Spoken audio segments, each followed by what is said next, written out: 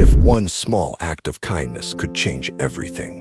Samantha Morgan once had it all: a promising medical career, a bright future, and a passion for helping kids. But when her mother fell ill, she was forced to give up her dreams to make ends meet. Struggling as a waitress at the Golden Spoon, Samantha's life seemed like a never-ending cycle of exhaustion and sacrifices. But when she helped a young girl named Emma, little did she know that single moment would set off a chain of events that could give her the future she thought she lost forever. Will she take the chance or let it slip away? Smash! The jarring crash of glass cut through the frenzied dinner rush at the Golden Spoon restaurant. "Oh my gosh, I'm so sorry." Samantha Morgan dropped to her knees, her heart racing as she scrambled to pick up the shattered remains of a water glass. Her hands quivered. Could she really afford another slip-up? She felt the searing stare of her manager, Frank, from across the dining room, his arms folded, his sour scowl practically glued to his face. "Third time this month, Morgan," he shouted, loud enough for every nearby customer to perk up. "That's coming straight out of your paycheck." A few diners flicked their eyes up, wincing at the public humiliation. But most buried their faces in their food, acting like the drama wasn't unfolding right beside them. Samantha's cheeks flamed, but she bit her tongue. Lose this job? No way. Not when her mother's medication bills loomed larger than their rent. "Sorry, Frank, it won't happen again," she muttered, dumping the glass fragments into a trash bin and darting back to her tables, her pulse still hammering. At 27, Samantha's hands were a roadmap of hardship, etched with calluses and tiny burns from years slogging through food service. This wasn't her plan, not even close. Just 4 years ago, she was soaring through her second year of medical school, her white coat spotless, her stethoscope a proud emblem of her future. She was a standout in pediatric studies. Her professors couldn't stop singing her praises. "Your bedside manner is something special, Samantha," her advisor had beamed. "Kids connect with you in a way that's rare." But that dream, it felt like a lifetime ago, crushed the night her mother crumpled to the floor in their tiny apartment. Multiple sclerosis.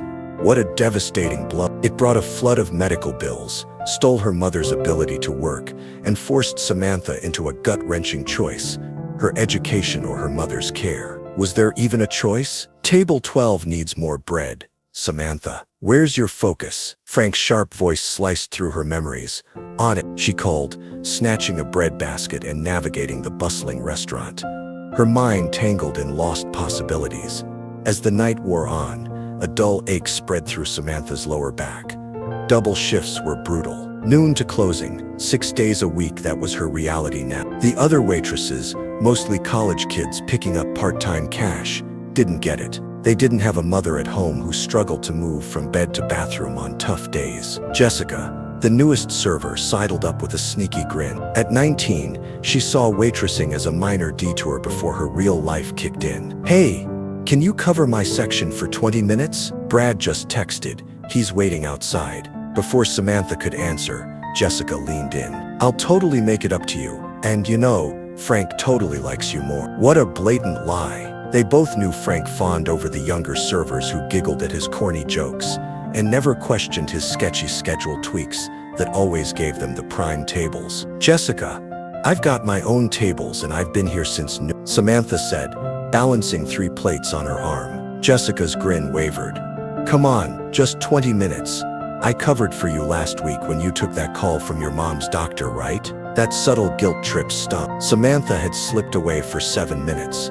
Not 20 to discuss a new treatment with her mother's neurologist, one they couldn't possibly afford. "Fine," Samantha sighed. 20 minutes, no more." Jessica bounced off, leaving Samantha buried under double the workload. Hustling between tables, refilling drinks, and rushing orders, Samantha caught Frank's narrowed eyes boring into her, like he was itching for her to mess up. He'd been extra nasty since she dared challenge his new tip-pooling policy. Why did it always shortchange her? By 9:00, Jessica was still missing, and Samantha's feet throbbed in her beat-up shoes. She'd been saving for new ones for 3 months, but every time she got close, something urgent snatched the money: her mom's meds, a broken water heater, the ever-climbing rent on their small apartment. "New schedule's up," Frank barked, pinning a paper to the break room bulletin board. Samantha waited for the swarm of servers to clear before checking. Her heart sank. Her usual 5 dinner shifts and 2 lunches cut to just 3 dinners. "Frank, this can't be right," she said, chasing him to his cramped office. "I'm down 4 shifts next week." He didn't even look up from his computer. "No error. We're overstaffed. But I've worked those shifts for over a year. I need those hours." Panic crept into her voice. Frank finally glanced at her, his face emotionless. "Jessica needs more hours to make rent. Jessica lives with her parents," Samantha said, fighting to keep her voice steady. She bragged last week about saving for a Cancun spring break trip. "Not my issue, Morgan. Schedules." He turned back to his screen, dismissing her like she was nothing. Samantha stood frozen, her mind racing through the math. How could they survive this? They were already behind on her mother's treatment, and the neurologist had warned that skipping meds could accelerate the disease's cruel grip. Back in the dining room, she took a shaky breath and squared her shoulders. No breaking down now. She had 3 hours left and tips to scrape together. She'd figure it out. She always did. Then she spotted a new table in her section, a man in a sharp, pricey suit that screamed success, and a young girl in a wheelchair. The girl's head was bowed, her blonde hair veiling her face, but Samantha noticed the tension in her small shoulders, her hands clutching the wheelchair's arms. Other servers were dodging the table. Why did they always avoid guests with disabilities? Like they were too much hassle. It made her blood boil. She approached with a warm smile. "Welcome to the Golden Spoon. I'm Samantha, and I'll be taking care of you tonight." The man looked up, his expression cautious, but his eyes surprisingly kind. The girl didn't budge. "Thank you," he said, his voice gentle. "I'm Lucas, and this is my daughter Emma." Samantha crouched to Emma's level. "So nice to meet you, Emma. What can I get you both to drink while you check out the menu?" For a split second, Emma's eyes met hers, and Samantha's heart clenched. Those eyes carried the weight of a silent, fierce battle no one else could see. The restaurant buzzed with chatter and clinking silverware. As Samantha brought Lucas and Emma's drinks, she noticed Emma flinch slightly at the noise. Sensory sensitivity. Her pediatrics training flashed back. Without making a fuss, she positioned herself to shield Emma from the chaotic walkway. "Here we are," she said softly, setting a water in front of Lucas and a strawberry lemonade with a bendy straw for Emma. "Ready to order or need a few more minutes?" Lucas gave a grateful smile. "We're ready. I'll have the grilled salmon with asparagus." He glanced at Emma, who stared silently at the table. After a pause, he added, "And Emma will take the chicken tenders with mashed potatoes, please." "Great picks." Samantha scribbled the order, but her eyes caught Emma's fingers tracing the kids' menu, lingering on a picture of mac and cheese. Kneeling beside the wheelchair, she leaned. "You know, Emma, I'm pretty sure our chef makes the best mac and cheese in the whole city. It's got 3 kinds of cheese and crispy breadcrumbs on top. Want to try that instead?" Emma's blue eyes snapped up, wide with shock at being addressed so directly. A tiny nod followed. "Mac and cheese it is." Samantha grinned, jotting it down. As she stood, she caught Lucas staring at her, his expression unreadable. Why did that make her heart skip? At the kitchen window, Frank pounced. "Why are you wasting time with table 7? Jessica's back and griping about her table." "I'm handling my section," Samantha shot back, keeping her cool. "And Jessica was supposed to be gone for 20 minutes, not an hour." Frank's eyes narrowed. "Stop fussing over the wheelchair kid and move faster. This isn't a charity." Samantha swallowed a retort, her medical instincts screaming to protect Emma, over sparring with this jerk. "Their order's in. I'm checking my other tables now." Juggling her overloaded section, she kept an eye on Lucas and Emma. The girls sat stiffly, hands folded, while Lucas tried small talk, but there was a strained distance between them, like they were strangers who used to be close. When their food arrived, Samantha noticed Emma struggling with her fork. Her right hand trembled, unable to grip it properly. A forkful of mac and cheese slipped off, and Emma's face flushed with frustration. "Excuse me," Lucas called softly, as Samantha passed. "Could you?" He gestured helplessly toward Emma, his eyes pleading for help. What could she do to make this moment easier for them both? Samantha didn't miss a beat, pulling up a chair with a warm smile. "Mind if I hang out with you for a sec, Emma?" she asked, her tone steady, not a hint of pity. Emma nodded, her cheeks glowing red with embarrassment. "Poor kid. You know," Samantha said, like they were just chatting over coffee, "when I was in medical school, I learned our bodies are like these crazy complex machines. Sometimes one part needs a little tune-up, but the rest is running like a She gently showed Emma a better way to grip the fork, her touch calm and sure. Your brain, it's working like a superstar. It's just the signals to your hand that are hitting a few speed bumps right now. Emma's eyes shot up, wide with surprise. Had anyone ever explained it so clearly? You were a doctor? She asked, her voice soft but brimming with curiosity. Lucas's face flickered with shock.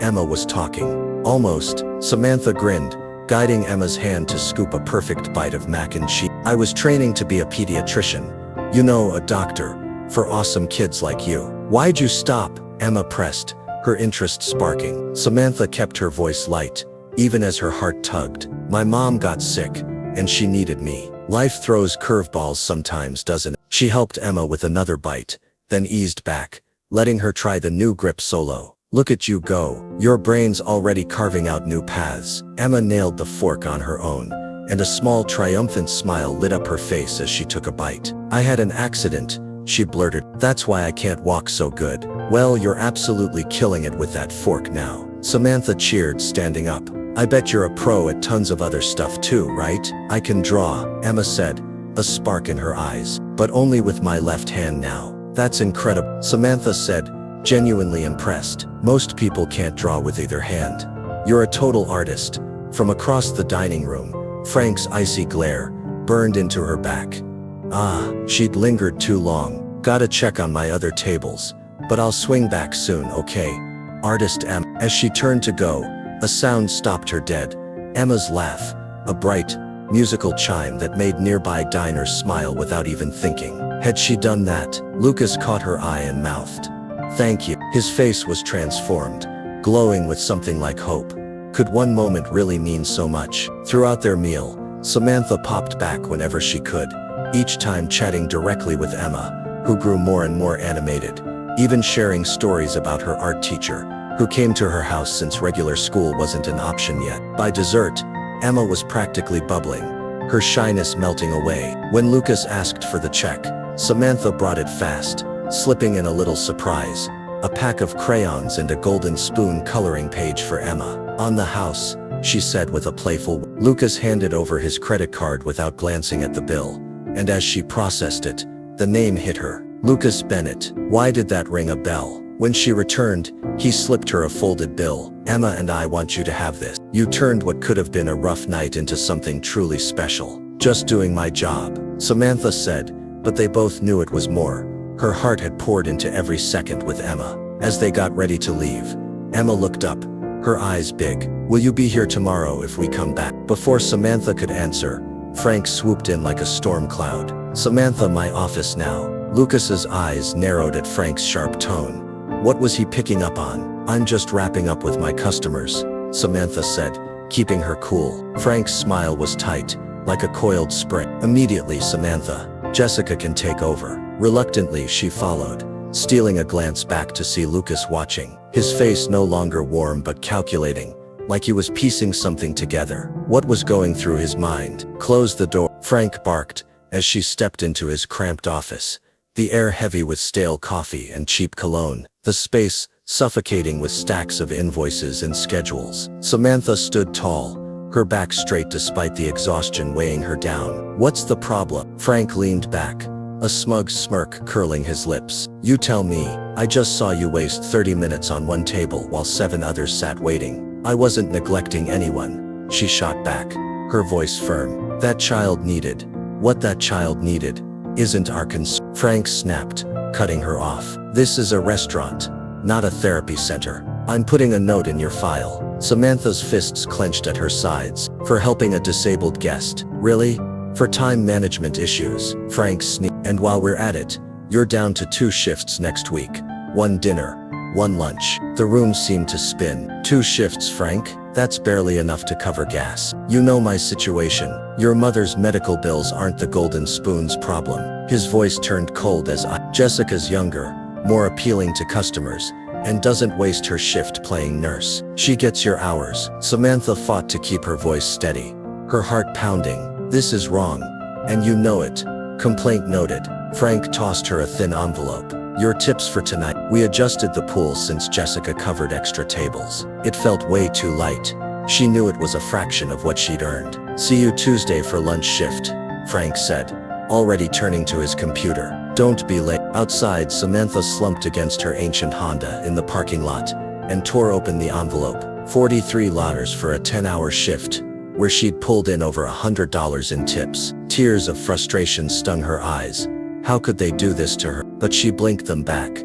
Crying wouldn't pay for her mom's meds. 20 minutes later, she slipped into their small apartment, the hallway's soft nightlight guiding her to her mother's room. Peeking in, she sighed with relief.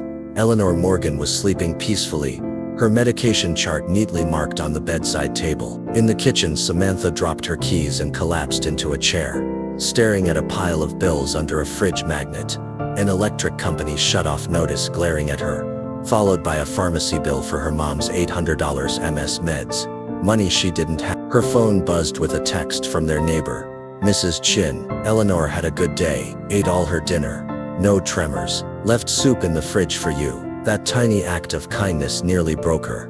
Mrs. Chin watched her mom during long shifts, refusing payment beyond a few shared groceries. Without her, Samantha couldn't keep going. Drained, she opened her laptop to hunt for jobs, but her browser lingered on her old medical school portal, a painful reminder of her lost dreams. Her student account was still active, a bittersweet gesture from the university. A notification caught her eye, an unread message from Dr. Winters, her former advisor. Samantha, a prestigious pediatric neurology research position opened up. Your name still comes up as an exceptional student. The deadline passed, but I've persuaded the committee to consider a late application from you, full tuition and a stipend. Call me. It was 3 weeks old. Her heart raced as she dug through missed emails, finding the announcement. The deadline, yesterday. She fired off a desperate reply begging for an extension, then slammed the laptop shut. Even if they let her apply, how could she go back? Her mom needed constant care.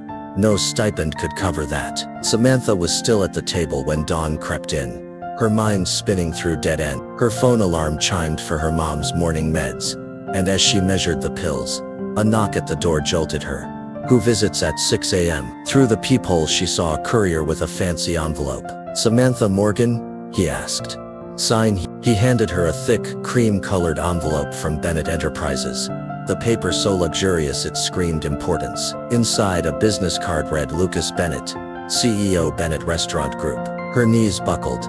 Lucas owned the Golden Spoon. He was Frank's boss. A handwritten note was tucked under the logo, and her eyes flew to the letter. Ms. Morgan, your kindness to my daughter Emma was extraordinary. You showed more compassion and skill in one night than many with fancy titles. I'd like to discuss something mutually beneficial. My car will arrive at 9 a.m. to bring you to my office if you accept. The driver will wait 10 minutes. Emma hopes you'll come. She has questions about her brain pathways only a former medical student could answer. Respectfully, Lucas Bennett. Her hand shook as she How did he find her address? What did he want? Why did fate keep dangling impossible hopes? From the bedroom, her mom's weak voice called, pulling her back to reality. She had to focus, but could this be a chance to change everything? Right on the dot a glossy black town car glided to a stop outside Samantha's rundown apartment building. Her heart was racing. After coaxing a hesitant promise from Miss Chin to watch her mom for a few hours, Samantha had agonized over her outfit, changing 3 times before settling on her only professional look, a navy blue blazer over a simple blouse and slacks. It was a bit dated, sure, but it screamed I mean business. A holdover from her medical school interview days. The driver, a poised woman in a crisp uniform, opened the car door without a word, and Samantha slid onto the buttery leather seat, her chest tight with nerves. What was this all about? Was Lucas Bennett digging into her clash with Frank? Had he somehow uncovered her past? Or worst of all, was this some kind of trap to pin something on her? As they cruised toward the towering skyscrapers of the business district, her stomach churned. The car dipped into an underground parking garage beneath a sleek tower, the subtle Bennett Enterprises logo gleaming in the dim light. Samantha's heart plummeted. She was so out of her element. She might as well have been on Mars. Morgan, the driver said, finally breaking the tense silence. Mr. Bennett's waiting on the 40th floor. You'll need this elevator key. She handed Samantha a small plastic card, her voice softening. he said to take your time. No rush. The private elevator shot upward so fast her ears popped, and when the doors slid open, Samantha stepped into a sleek reception area with floor-to-ceiling windows, showcasing the city's sprawling skyline. Wow, what a view! A young man at the desk flashed a smile that didn't quite reach his eyes. Morgan, welcome. Mr. Bennett's expecting you in the main conference room. Second door on the right. He gestured down a polished hallway. Samantha's palms were sweaty as she approached the slightly open conference room door. She knocked lightly, her heart pounding, and stepped inside only to freeze. This wasn't the stiff business meeting she'd braced for. There was Emma, beaming from her wheelchair beside a cozy table set for three laden with flaky pastries and a steaming tea service. You can't, Emma squealed, her face lighting up with more energy than Samantha had seen the night before. Dad said you might be too busy. Samantha's nerves melted at Emma's joy. No way I'd miss this, she laughed, her anxiety fading for a moment. Where's your dad? Samantha asked, settling into a chair. Dealing with some problem, Emma said with a mysterious little shrug, grabbing a chocolate croissant. He said we should start without him and that you need to eat, grown-ups. Forget sometimes. She pushed the pastry plate towards Samantha, her eyes sparkling. The raspberry ones are amazing. Samantha couldn't help but smile, charmed by Emma's unexpected confidence. In the morning light, she could see Emma's features clearly. Sharp, intelligent eyes just like Lucas's and a stubborn set to her jaw that screamed resilience. How'd you guys know where I live? Samantha asked, gently. Curious. Emma shrugged, munching her croissant. Dad knows everything. He says information's worth as much as money. She paused, then added, he looked kinda sad when he got back from his office last night. He was on the phone forever. Samantha opened her mouth to ask more, but the door swung open and Lucas strode in. Whoa.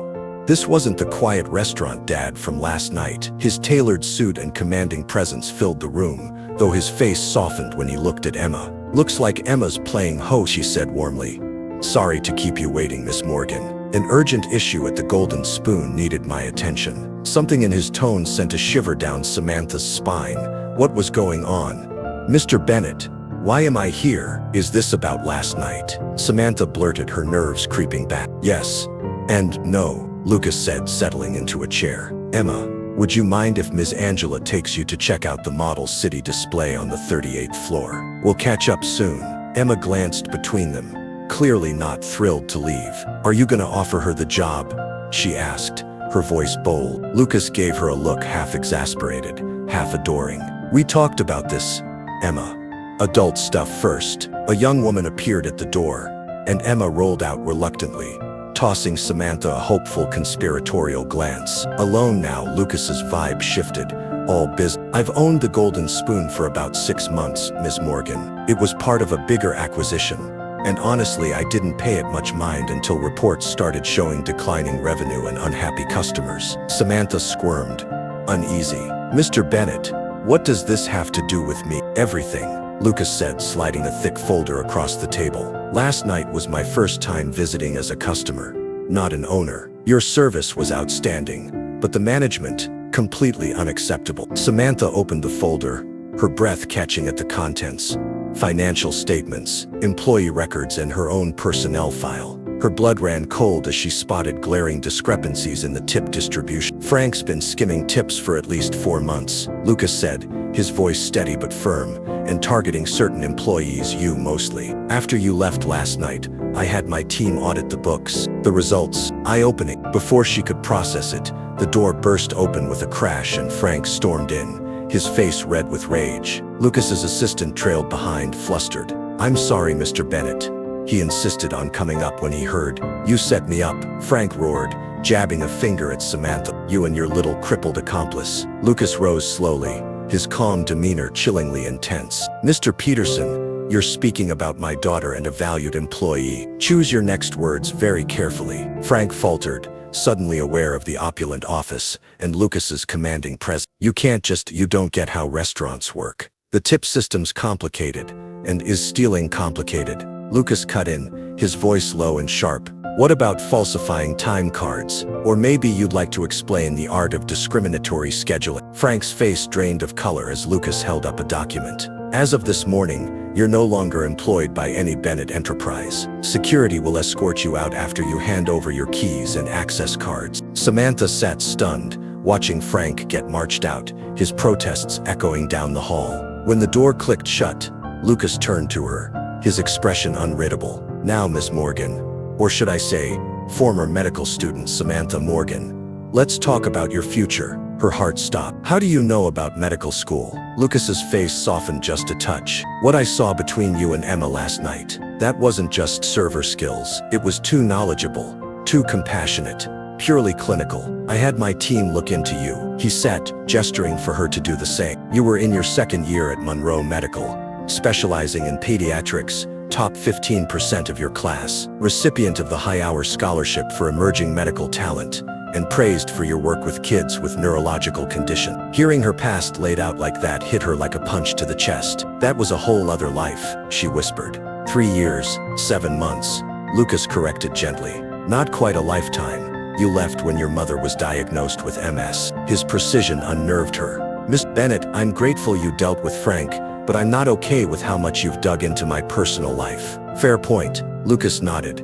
respecting her line. So let's cut to the chase. I'm offering you a job, Miss Morgan. Several, actually, depending on what you want. Curiosity sparked through her exhaustion. What kind of job? First up, general manager of the Golden Spoon, starting right now. Salary triple what you were making, plus benefits, including full health insurance that covers your mother. The number he named made her gasp.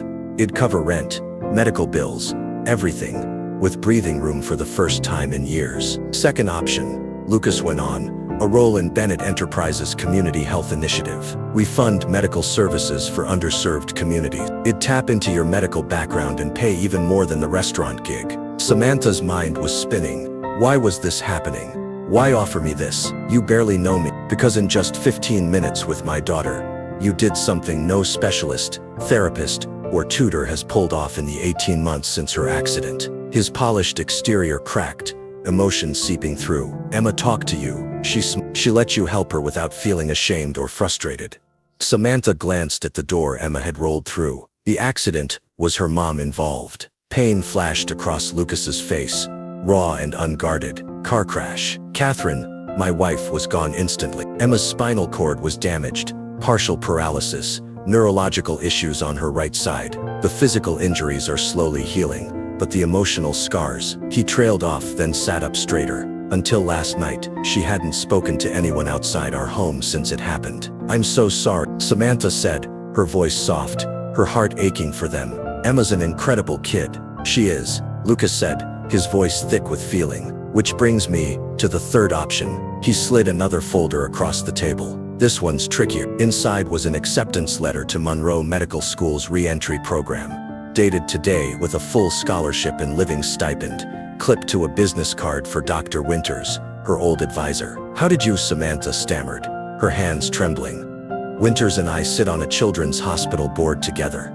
Lucas explained. When I told her about you and Emma, she knew you right away. That scholarship she mentioned in her email, it's still open. One call from me, and it's yours. Samantha's hands shook as she clutched the acceptance letter, her heart pounding with disbelief. This can't be real. My mom needs full-time care. How could this work? Lucas's eyes softened, but his voice stayed steady as he opened a third folder. That's where the final piece comes in. Bennett Enterprises keeps a few fully accessible apartments for executives with medical needs or disabilities. One's ready right now, in your mother's name, with complete home healthcare coverage through our corporate insurance. Tears welled up, blurring Samantha's vision as the sheer impossibility of his offer hit her like a tidal wave. Was this actually happening? Why would you do all this for someone you don't even know? She whispered, her voice trembling. Lucas paused, his gaze distant for a moment, heavy with memory. After Catherine died, I threw myself into work, chasing more wealth, more companies, thinking success could fill the hole she left. But Emma, she slipped further into silence, and I was helpless to reach her. His eyes locked onto Samantha's, raw with emotion. Last night, I heard my daughter laugh for the first time in 18 months. You gave me that gift, Miss Morgan, without even knowing who we were. He leaned forward, his voice earnest. This isn't charity. The medical world lost a star when life forced you out, and selfishly, I'm hoping you'll stay in Emma's life, in whatever way you choose. Samantha shot to her feet, her head spinning. "I need a minute," she blurted, overwhelmed. "Of course." Lucas nodded toward a door. "The balcony's private. Take all the time you need." Stepping out into the crisp morning air, 40 stories above the bustling city, Samantha gripped the railing, trying to wrap her mind around it all. This offer wasn't just generous, it was life-changing. But something gnawed at her. Was Lucas just a rich guy throwing money at a problem to fix his daughter? What hidden strings came with this? She paced the balcony, the skyline stretching endlessly before her, wrestling with the chance to reclaim her dream. When she finally stepped back inside, her decision firm, she found Emma back with Lucas, her face lighting up like a sunrise. "Are you gonna be my doctor someday?" Emma asked, her voice brimming with hope. Samantha glanced at Lucas, who raised his hands with a grin. "She figured it out. Apparently, she's been Googling medical schools on my tablet." "Smart and sneaky." Samantha laughed, a small smile breaking through her tension. She took a deep breath and faced Lucas, her voice steady. "Before I answer, I need to be crystal clear about something." Lucas nodded, his expression serious. "Lay it out. If I accept your help to go back to medical school, it has to be because I've earned it, not because you're buying a friend for Emma or a doctor for your family." The words spilled out sharper than she meant, but Lucas didn't flinch. Instead, he looked relieved. "That's exactly how I'd want it," he said. "And my mom's care can't depend on any connection to your family. The offer stands no matter what." Lucas assured her, though Emma chimed in, nodding dramatically. "I'd be super disappointed though." Samantha knelt beside Emma's wheelchair, her heart swelling. "Well, I think I know a medical student who'd love to chat about brain pathways with you. Maybe even all the time." Emma's radiant smile was all the answer she needed. 1 year later, the lecture hall hummed with chatter as students poured in for advanced pediatric neurology. Samantha slid into her front row seat, arranging her color-coded notes and tablet with the ease of someone back in her element. Her white coat, still crisp despite daily wear, proudly displayed the Monroe medical emblem, a symbol she'd once thought she'd never see again. "Dr. Saunders is ruthless with pop quizzes," whispered Lydia, her study partner, slipping into the seat beside her. "Did you cram the cerebellar development cases?" "Till 2 a.m., Samantha said, stifling a yawn. Her phone buzzed with a text from her mom. "Water therapy with Nurse Rachel today. Feeling stronger. Dinner at your place tonight. Emma's begging for my apple cobbler." Samantha grinned, typing a quick "can't wait." In the year since Lucas's offer flipped her world upside down, the biggest surprise wasn't her return to med school, or her mom's steady progress with top-notch care. It was the family they'd built. Eleanor's accessible apartment was in the same building as Lucas and Emma's penthouse, and what started as casual shared meals had blossomed into weekly Sunday dinners, movie marathons, and a deep grandmotherly bond between Eleanor and Emma that warmed everyone's hearts. Ms. Morgan Winters appeared beside her desk, snapping her out of her thoughts. "A quick word after class." Samantha nodded, her stomach twisting. Was there a problem with her latest research paper on pediatric stroke rehab? Inspired by her work with Emma, 90 minutes later, when the lecture wrapped, Dr. Winters led her to her office, where a familiar face waited. Lucas, what was he doing here? She wasn't supposed to see him until their group dinner that night. "Is Emma okay?" she asked, her voice tinged with worry. "She's more than okay," Lucas reassured her, a spark in his eye. "Better than ever, actually. That's why I'm here." Dr. Winters closed the door, her smile practically glowing. "Mr. Bennett has news that'll shape your academic path. I let him take it from here." Lucas looked oddly nervous, fidgeting slightly. "The Children's Rehabilitation Center we talked about. It's happening. The board greenlit the final funding yesterday." He handed Samantha a sleek prospectus, the Bennett Foundation logo embossed in gold. "The Emma Bennett Center for Pediatric Rehabilitation opens in 18 months, right next to Monroe Medical." Samantha flipped through the glossy pages, her heart racing like a drum roll. This was Lucas's dream project, a cutting-edge facility for kids with neuromuscular conditions, born from late-night talks over coffee. It had evolved from rough ideas to stunning architectural designs and detailed treatment plans. "It's really," she breathed, pausing at a rendering of a sun-drenched therapy room, designed with Emma's own input. "But why tell me here with Dr. Winters?" Lucas exchanged a glance with the professor, then leaned. "The center's gonna need a medical director after your residency. Someone who gets both the science and the heart of rehabilitation." "You want me to?" Samantha couldn't even finish, her voice catching. "We're creating a custom track for your studies." Winters jumped in, her excitement bubbling. "Extra certifications in rehab medicine, admin rotations, research projects, all geared to prep you for the role. This is huge. Samantha managed her mind reeling. I'm not even done with med school yet. The center won't open for 18 months, and you'd step into the director role post-residency. Lucas clarified, we're building for the future. Your future, if you want it. The weight of his faith in her left Samantha speechless. A year ago she was scraping by, terrified of missing now she was being groomed for a role most doctors chase for decades. One more thing, Lucas said, his voice softening as he handed her a carefully folded piece of paper. Emma wanted you to have this. Samantha unfolded it, her breath catching at the sight. A child's drawing, vivid and heartfelt, of 3 stick figures in front of a building labeled Emma's Hospital. The figures were labeled Dad, Sam, Emma, their hands linked in Emma's now steadier handwriting. It read, my family fixed me. Now we can fix other kids too. Tears stung Samantha's eyes. Emma's progress this past year was nothing short of a miracle. From wheelchair to walker to shaky unassisted steps. From near silence to lively chatter. The therapy techniques Samantha had researched and practiced with her were now the backbone of the center's approach. I need time to think, she said honestly, her voice thick. This is incredible. But you don't want special treatment. Lucas finished smiling warmly. I knew you'd say that. Dr. Winters will mentor any top student showing exceptional promise in this field. You being at the top of your class, that's all you. Dr. Winters nodded. The track's open to our top 3 students. You're one of them. Fair and square. As Samantha left the meeting, promising to weigh it all carefully, she walked across the sunlit campus, Emma's drawing tucked safely in her notebook. Her backpack sagged with medical textbooks, but her heart felt light, almost buoyant. Her phone buzzed with a group text from Emma to her, Lucas and Eleanor. Dad told you about the hospital. Can we celebrate tonight, please? Followed by Eleanor's reply.